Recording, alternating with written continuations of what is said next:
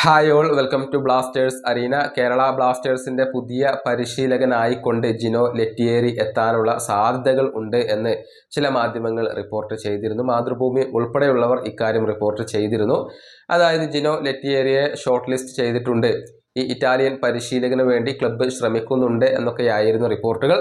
എന്നാൽ ലെറ്റിയേരി വരാൻ സാധ്യതയില്ല എന്നാണ് ഏറ്റവും പുതിയ വിവരങ്ങൾ ഇപ്പോൾ നമുക്ക് അറിയാൻ കഴിയുന്നത്. ഫുട്ബോൾ സിയാം, അതുപോലെ തന്നെ ട്രാൻസ്ഫർ മാർക്കറ്റ് ലൈവ് എന്നിവരൊക്കെ ഇക്കാര്യം റിപ്പോർട്ട് ചെയ്തിട്ടുണ്ട്. ആ ഒരു ഡീൽ കൊളാപ്സ് ആവുകയാണ് ചെയ്തിട്ടുള്ളത്.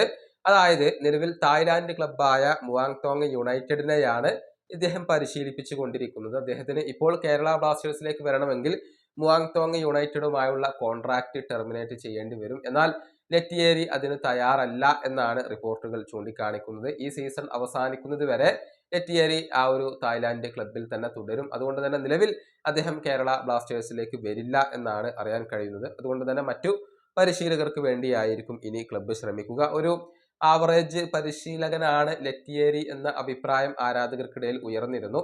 മുവാങ്തോങ് യുണൈറ്റഡ് ഇത്തവണത്തെ തായ്ലാന്റ് ലീഗിൽ മോശം പ്രകടനമാണ് നടത്തിയിട്ടുള്ളത്. അതുകൊണ്ട് തന്നെ ഈ പരിശീലകനെ കൊണ്ടുവരേണ്ടതില്ല എന്ന അഭിപ്രായം ചില ആരാധകർ ഉന്നയിച്ചിരുന്നു. ഏതായാലും ആരായിരിക്കും കേരള ബ്ലാസ്റ്റേഴ്സിന്റെ പുതിയ പരിശീലകൻ, അത് മാത്രമാണ് ഇപ്പോൾ ആരാധകർ ഏറ്റവും കൂടുതൽ ഉറ്റുനോക്കുന്ന കാര്യം. ഈ വീഡിയോയുടെ അവസാനിപ്പിക്കുന്നു. അടുത്തൊരു വീഡിയോ കാണാം.